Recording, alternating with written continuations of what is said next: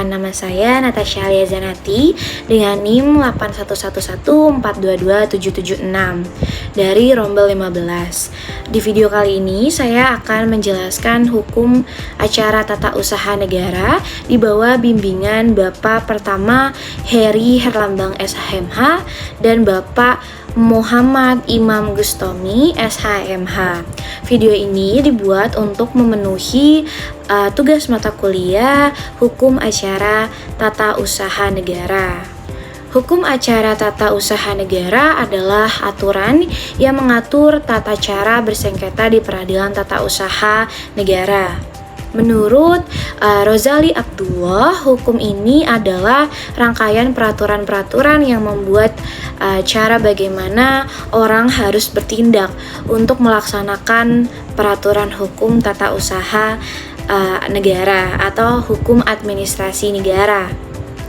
Dengan kata lain, hukum acara PT-UN adalah hukum yang mengatur mekanisme penyelesaian sengketa administrasi antara masyarakat dan badan atau pejabat tata usaha negara yang memiliki kewenangan tertentu.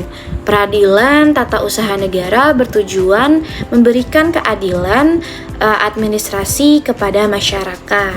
Dasar hukum peradilan tata usaha negara di Indonesia diatur dalam 3 undang-undang utama.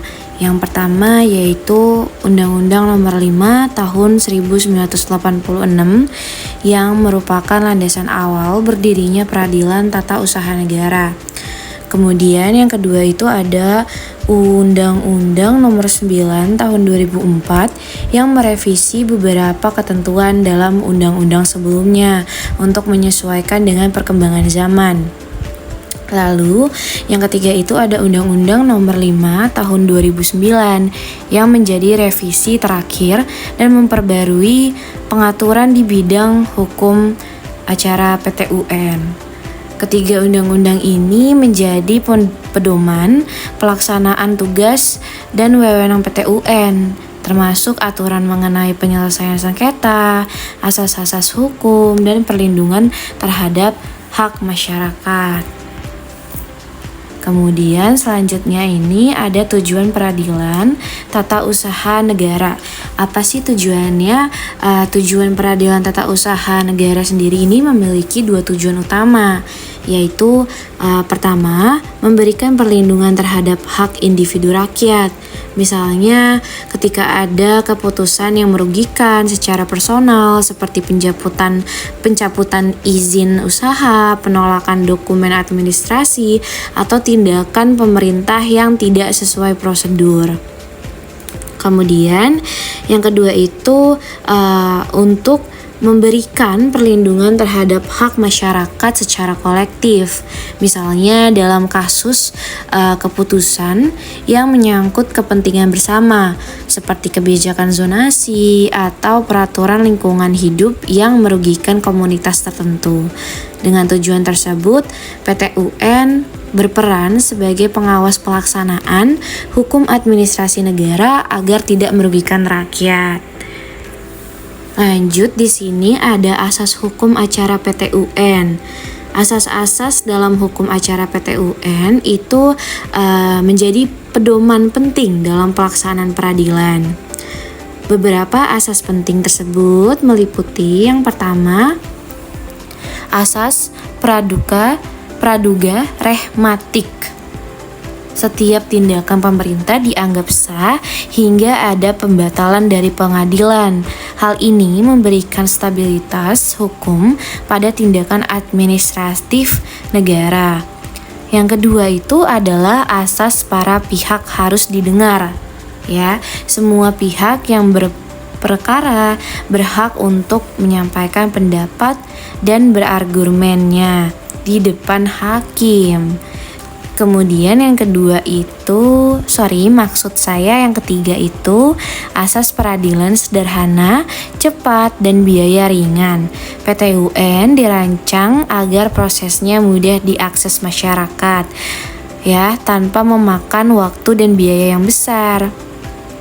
Tapi selain itu, Dari asas ketiga ini juga ada asas seperti yang pertama itu asas objektivitas hakim, di mana hakim harus memutus berdasarkan fakta hukum. Kemudian yang kedua itu adalah asas sidang terbuka untuk umum, yang memastikan proses peradilan dilakukan secara transparan. Kemudian yang ketiga itu asas pengadilan sebagai upaya terakhir. Maksudnya di sini ya, sehingga gugatan hanya dapat diajukan jika upaya administratif telah ditempuh ya, seperti itu. Baik, lanjut di sini ada tahapan sengketa tata usaha negara. Ya, sengketa tata usaha negara biasanya terjadi akibat dikeluarkannya keputusan tata usaha negara yang dianggap merugikan seseorang atau badan hukum.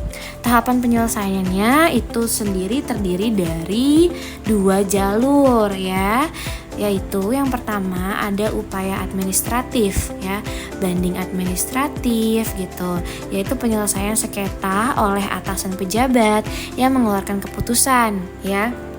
Misalnya, jika sebuah izin dicabut oleh pejabat, keputusan tersebut dapat diajukan banding kepada atasan pejabat tersebut. Terus kemudian itu jika keberatan, yaitu penyelesaiannya langsung oleh pejabat yang mengeluarkan keputusan.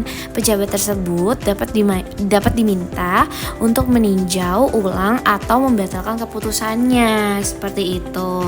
Lalu yang kedua adalah upaya peradilan ya. Di sini bisa gugatan gitu ya di PT UN tingkat pertama yang merupakan tahap awal dari upaya peradilan.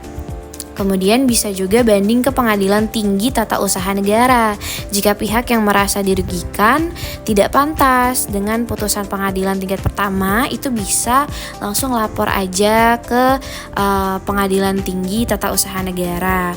Kemudian ada kasasi ke Mahkamah Agung untuk memastikan keadilan pada tingkat pengadilan tertinggi. Terus juga bisa peninjauan kembali ya, atau biasa disebut dengan PK, yang diajukan apabila ditemukan bukti baru atau kekeliruan hakim dalam memutus perkara. Demikian video penjelasan saya tentang hukum acara tata usaha negara. Sistem PT UN menjadi instrumen penting utama memberikan keadilan administratif di Indonesia. Melalui PT UN, masyarakat memiliki sarana untuk memperjuangkan hak-haknya jika dirugikan oleh keputusan tata usaha negara. Dengan asas-asas seperti peradilan sederhana, cepat, dan biaya ringan, PT UN dirancang agar masyarakat dapat memperoleh keadilan secara efisien.